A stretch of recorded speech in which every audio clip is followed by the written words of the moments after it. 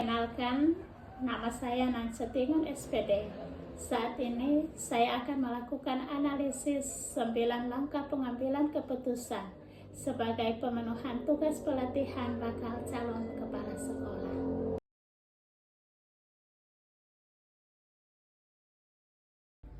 Nilai yang saling bertentangan dalam kasus 4 yaitu yang pertama, kejujuran versus loyalitas persahabatan.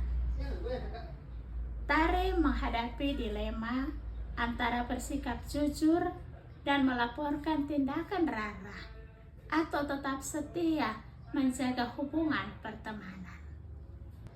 Yang kedua, keadilan versus kasih sayang. Keinginan untuk membela Nina agar haknya kembali berhadapan dengan rasa sayang dan empati terhadap Nina sebagai sahabat. Yang terlibat dalam situasi pada kasus 4 adalah yang pertama Tari. Tari adalah saksi kejadian yang berada dalam dilema moral. Yang kedua, Rara. Rara adalah sahabat Tari yang mengambil dompet. Yang ketiga, yaitu Nina. Nina adalah pemilik dompetnya yang hilang. Yang keempat, Bu Sri adalah guru pustakawan. Dia yang mengumumkan kehilangan dan representasi orientasi sekolah. Fakta-fakta yang relevan dengan situasi pada kasus 4 yaitu yang pertama, Rara menemukan dompet di perpustakaan saat piket dan menyimpannya tanpa usaha mencari pemiliknya.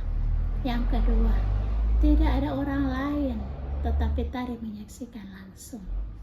Yang ketiga, dompet tersebut milik Nina yang mengaku kehilangan. Yang keempat, Rara adalah sahabat dekat Tari dan sering menolong Tari. Yang kelima, Tari tahu tindakan Rara salah, tapi takut merusak hubungan persahabatan.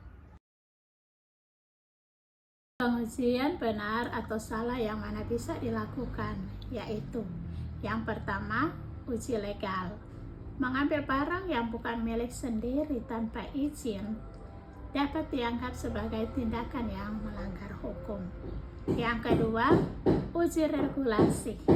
Tindakan Rara bertentangan dengan nilai kejujuran yang tertuang dalam tata tertib sekolah.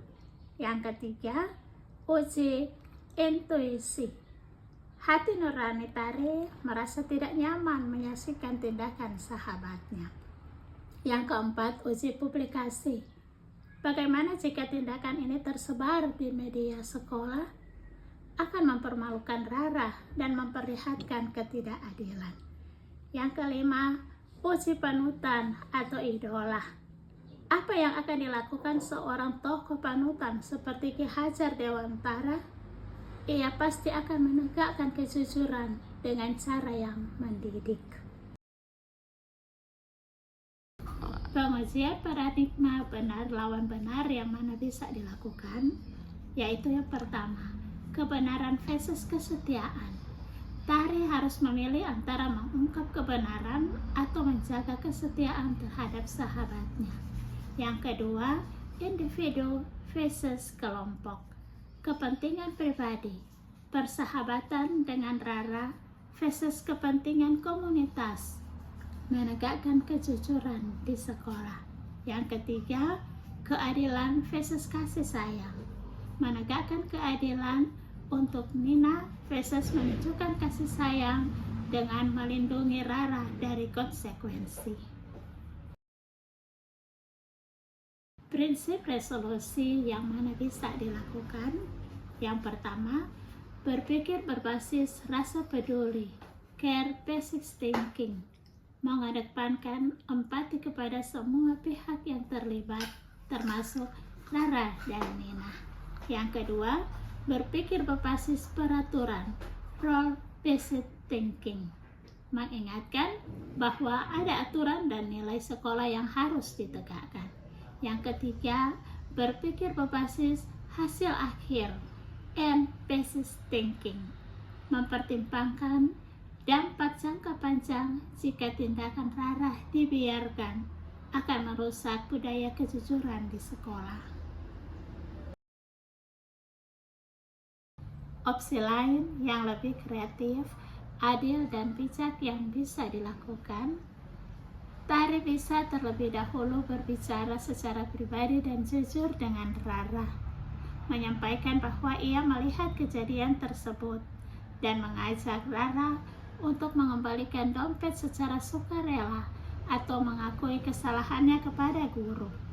Jika Rara menolak, maka Tari perlu melapor ke guru secara bijak dan bertanggung jawab sebagai bentuk keberpihakan pada nilai kebenaran.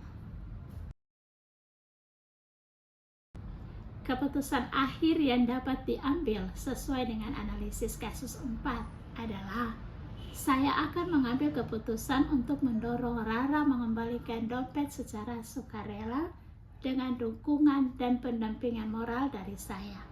Jika Rara tetap tidak mau mengembalikan, maka saya akan melaporkan kejadian ini kepada Bu Sri secara pribadi.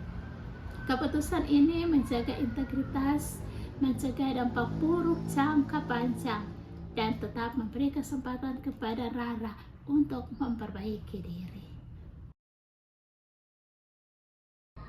Saya belajar bahwa menjadi pemimpin moral bukanlah tentang memilih yang mudah, tetapi tentang memilih yang benar dengan cara yang bijak. Mengambil keputusan etis seringkali berarti harus berani menghadapi konsekuensi sosial. Namun, ketika kita berpihak pada nilai-nilai kebajikan seperti kejujuran, tanggung jawab, dan kepedulian, kita sedang membangun budaya integritas yang lebih besar di lingkungan sekolah. Di masa depan, saya akan lebih siap mendampingi siswa dan guru dalam menghadapi dilema moral dengan pendekatan empati, dialog, dan tanggung jawab.